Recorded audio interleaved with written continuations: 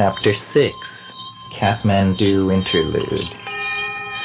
2 years before, during the spring and summer of '69, I lived in Nepal and studied the Tibetan language. The wave of interest in Buddhist studies was just beginning, so that those of us in Nepal with Tibetan interests were a tightly knit group. My purpose in studying Tibetan was different from that of most Westerners involved with the language in Nepal. They were nearly all interested in some aspect of Mahayana Buddhist thought, while I was interested in the religious tradition that antedated the introduction of Buddhism into Tibet in the 7th century. The indigenous pre-Buddhist religion of Tibet was a kind of shamanism, closely related to the classical shamanism of Siberia. Tibetan folk shamanism is called Pön, and it continues to be practiced today in the mountainous area of Nepal that borders Tibet. Practitioners of Pön are usually despised by the Buddhist community, being thought of as heretics and generally low types. My interest in Pön and its practitioners, the Pönpo, arose out of an interest in Tibetan painting. It is a commonplace of such painting that the most fantastic, extravagant, and ferocious images are drawn from the pre-Buddhist substratum of folk imagery. The terrifying, multi-armed and multi-headed guardians of the Buddhist teaching, called Dharmapalas, with their aureoles of flame and light, are autochthonous Pön deities whose allegiance to the late-arriving Buddhist religion is maintained only by powerful spells and rituals which bind and secure these forceful demons.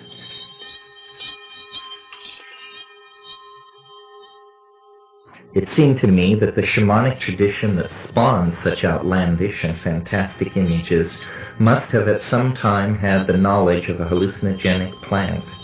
Shamanic ecstasy in Siberia was attained through the use of Amanita muscaria, and R.G. Wasson has made a good case for the use of the same mushroom in Vedic India. Since Tibet is situated roughly between these two areas, it did not seem impossible that before the coming of Buddhism, hallucinogens were part of the indigenous shamanic tradition. Amanita muscaria was only one of several plants that might have served as a hallucinogen in ancient Tibet. Pegamen harmala of the Zygophyllaceae is another hallucinogen. It, like Banisteriopsis caapi, contains the hallucinogenic alkaloid harmine in considerable quantities and is probably a hallucinogen by itself.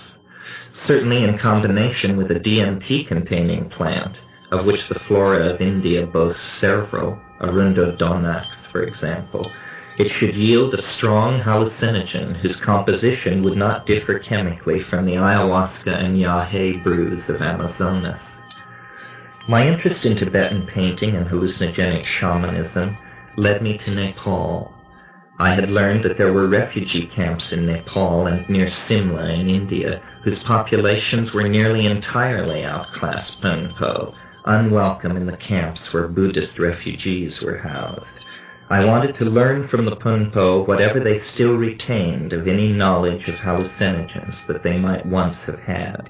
I was convinced that the original source of the fantastic images in Tibetan painting must be a shamanic use of plant hallucinogens. I wished, in my naivete, to prove this idea and to write a monograph about it.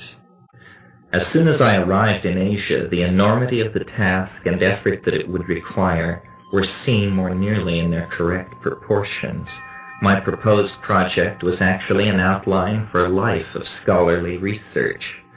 Naturally, I found that nothing could be done at all until I was familiar with the Tibetan language. I put aside all the ideas I had hoped eventually to research, and instead resolved simply to dedicate myself to learning as much Tibetan as I could in the few months that circumstances gave me in Nepal. I moved out of Kathmandu, away from the pleasures of the hashish dens and the social swirl of the international community of travelers, smugglers, and adventurers that had made Kathmandu its own. I moved to Bodhanath, a small village of great antiquity a few miles east of Kathmandu and recently flooded with Tibetans from Lhasa, people who spoke the Lhasa dialect that is understood throughout the Himalayas. The people of the village were Buddhist, and I made my arrangements to study with the monks there without mentioning my interest in the Punpo, a tradition considered by them debased and pagan.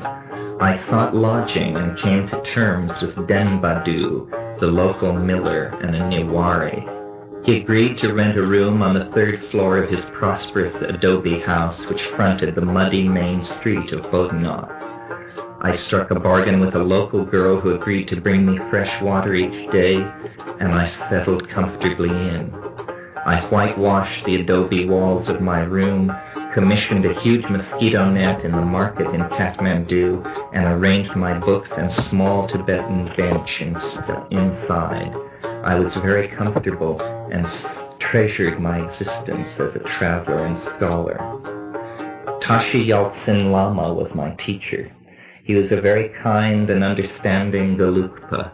In spite of his age, he would arrive every morning promptly at 7 for our 2-hour lesson. I was like a child. We began with penmanship and the alphabet. Each morning after the Lama departed, I would study for several more hours, and then the rest of the day was my own. I explored the King's Game Sanctuary further east of Bodhanath and the Hindu Ghats at nearby Pashupatinath. I also made the acquaintance of the few Westerners that were living in the vicinity. Among those whom I met, there were an English couple of my own age. They were self-consciously fascinating. He was thin and blond, with an aquiline nose and an arch manner. He was the model product of the British public school system, haughty and urbane, but eccentric and often hilarious. She was small and unhealthily thin. Scrawny is the word I use to describe her to myself. She was from Somerset, red-haired and wild-tempered, cynical and like her companion with a razor wit. They had both been disowned by their families, were traveling hippies as we all were then. Their relationship was bizarre. They had stuck together from England, but the relaxing of tension which arrival in bucolic Nepal had brought had been too much for their fragile liaison. Now they lived apart, he at one end of Bodhanath and she alone at the other, and they met only for the combined purpose of visiting someone or of abrading each other's nerves. In that exotic setting they managed to charm me completely. Whether alone or together, I was always interested to pause from my studies and to pass some time with them. Naturally, we discussed my work at times, and since it involved hallucinogens, they were very interested, being familiar with LSD from their days in the London scene. We discovered that we had mutual friends in India, that we all loved the novels of Thomas Hardy. We became fast friends. It was a pleasant time. During this time, my personally evolved method for probing the shamanic dimension was to smoke DMT at the peak point of an LSD experience. I would do this whenever I took LSD, which was quite occasionally, and it would allow me to enter the tryptamine dimension for a slightly extended period of time. As the summer solstice of '69 approached, I laid plans for such an experiment. I would take LSD the night of the solstice and sit up all night on my roof smoking hashish and stargazing. I mentioned my plan to my 2 English friends, and they expressed a desire to join me. This was fine with me, but the problem was that there was not enough reliable LSD for them to take any. My own tiny supply had arrived in Kathmandu, prophetically hidden inside a small ceramic mushroom mailed from Aspen. Almost as a joke, I suggested that they substitute the seeds of the Himalayan Datura metal, for the LSD. Daturas are the source of a number of tropane alkaloids, scopolamine, phenethylamine, etc., compounds which produce a pseudo-hallucinogenic effect.